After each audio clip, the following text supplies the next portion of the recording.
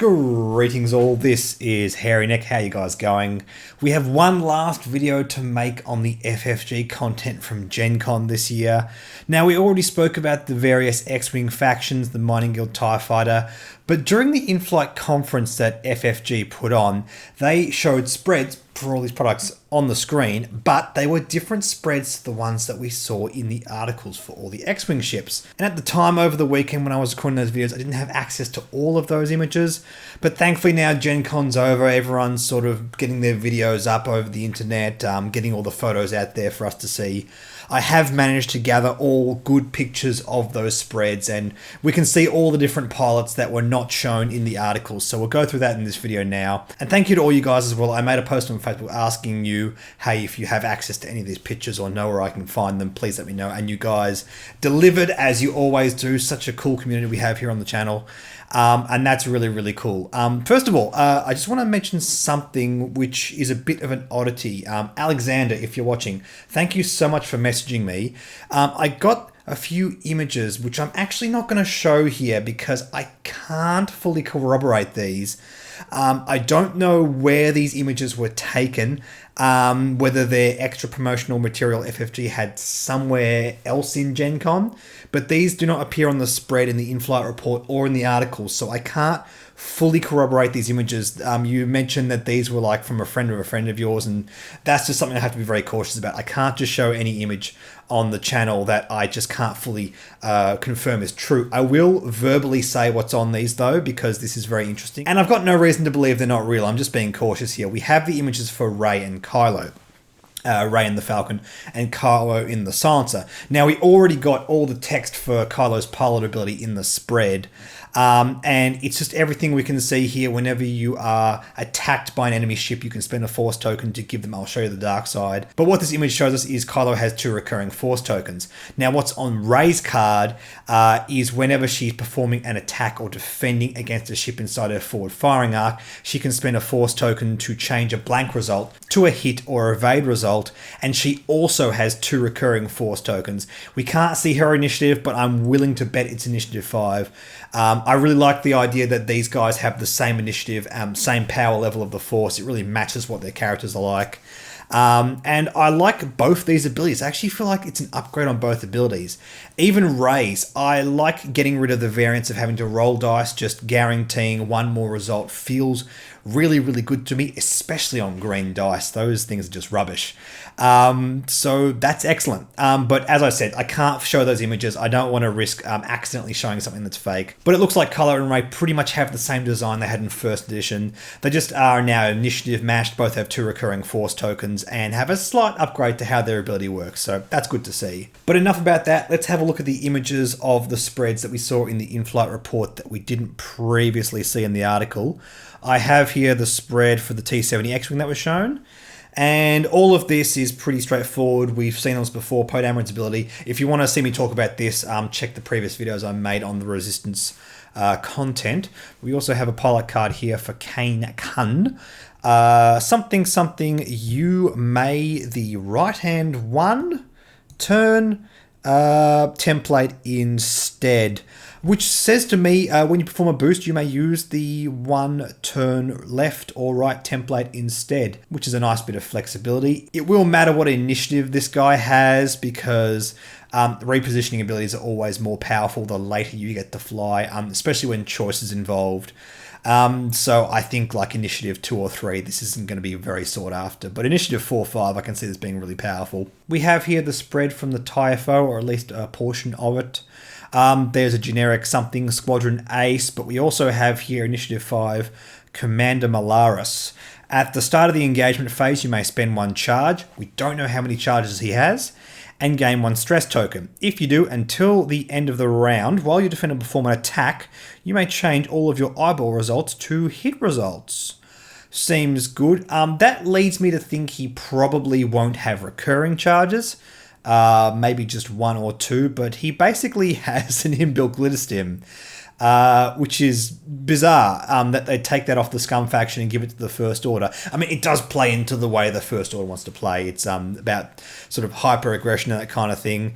I'm glad to see Glitterstim does still exist somewhere in the game. I think this pretty much indicates that we're not going to see it on an illicit card anymore, which is a bit sad because I did enjoy Glitterstim in first edition. But then again, dice mods are more highly sought after, so I can understand cutting that out. Seems really good. Seems like a fun ability to put on a TIFO anyway. I don't think it's going to break the platform. They do only have 2 red dice primary, but it's going to be cool if he flies really aggressively. There's a nice upside to doing that. It's going to be a case on how much he costs and how many charges he has. I think if he has 2 charges, that makes him a pretty decent-ish ace. If it is only 1 charge, I think it feels like he will just crumble to pressure. But yeah, the proof's in the pudding. We need to know how many charges, how much he costs, before we can make a real judgment on this card. Okay, now this one's pretty significant. This is a better shot of the spread from the RZ to A-Wing. We have 2 pilots here. A generic something squadron escort. We do have a named pilot. Initiative 3, Bengal. It's a bit hard, it's a little bit pixelated. You do not skip or perform action steps after you partially execute a maneuver. It feels a lot like Arvel Crinid from the Rebel faction, who wants to bump into ships and fly really aggressively. However, it is worth pointing out that you can't attack a ship at range 0, but with the Burnt-In ability, you can get a bit more flexibility out of this platform. We have this revealed now. Sorry guys, we didn't see this in the original spread, so now we can talk about this. Refined Gyro Stabilizers. You can only move your turret indicator to your forward arc, and I'm guessing behind the dial it also says rear arc, because the previous article did say it can only be forward or backwards. After you perform an action, you may perform a red boost action or red, and I'm going to guess that is going to be rotate turret action. That would make perfect sense here, which is really good on this platform in particular, because this guy can bump into a ship, perform an action, then point his turret backwards and shoot at something else, which offers a nice bit of flexibility. I mean, he can just charge into someone and shoot at someone who happens to be behind your opponent's ship, but there's never any guarantee that your opponent's going to allow for that to happen. So having the flexibility means you're less likely not to get targets when you bump. Just feels really, really solid. Sort of more show-offy type flying, stuff we're going to expect from the Resistance. I'm really glad that we have the Burnt-In ability in particular revealed, because that really gives us a strong indication of what this platform wants to be doing. We have the dial from the previous article as well, so we've got a pretty good idea about how this is going to perform now, which is always good to see. One last spread to have a look at. This was the spread in the in-flight presentation for the Mining Guild TIE Fighter. We have a couple of new pilots here. One that we don't really see much of, Foreman Proach, I think. I can't quite make out those first few words. You may choose a ship inside your bullseye firing arc at range 1 to 2. And something. If you do, that ship gets a tractor token. So that sounds interesting. We don't really know how this works just yet. It may even be just against friendly ships. So I'm hesitant to comment on this until we get an idea about how effective it is.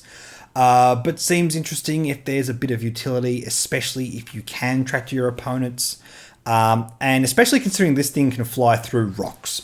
That seems like you can execute some very interesting tricks with that, but can't really comment on that until we have a bit more reveal. But what we do have here is Overseer Yushin. Initiative 2, before a friendly ship at range 1 would gain a disarm token. If that ship is not stressed, you may spend 1 charge. If you do, that ship gains 1 stress token instead.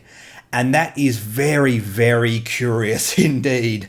I'm willing to bet somewhere in this pack is probably some kind of mechanic that uses disarm tokens. It seems unlikely that a ship would just play around with disarm tokens without any synergy in the pack. Having said that, we've pretty much seen most of the upgrade cards from this pack thanks to this spread here and the one from the article, and there doesn't seem to be anything in particular. No advanced slam, no reload on any of these guys. It could just be that this guy plays around with disarm tokens and happens to only work with other ships in the Scum faction. I'm not going to complain, it's still a cool ability. It just seems weird that you don't get much synergy in the pack. In terms of what we do know works with this, there's nothing on the Scum faction that uses the slam action, so it's not going to help in that regard. Indeed, it's difficult to use a slam and keep your ships in range one of each other anyway, so not really what I'm thinking here. This could be very interesting with the reload action, and there's a few candidates on the Scum faction for this, well, two mainly in my mind. The Y-Wing, for example, could be an interesting ordnance carrier or bomber.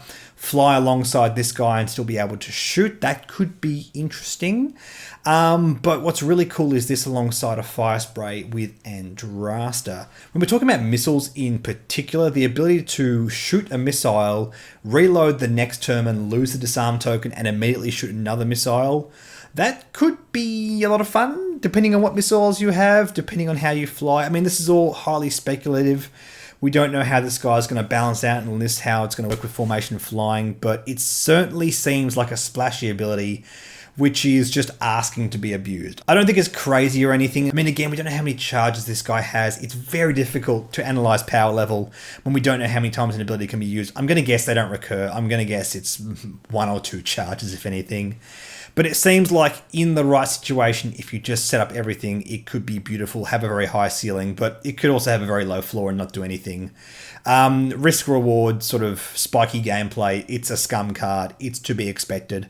And more to the point, both of these guys seem to be nothing like TIE fighters we see on the Empire, which is really good to see. We want these to be very different from the regular TIE fighters, so they don't really blur the lines in terms of faction identity.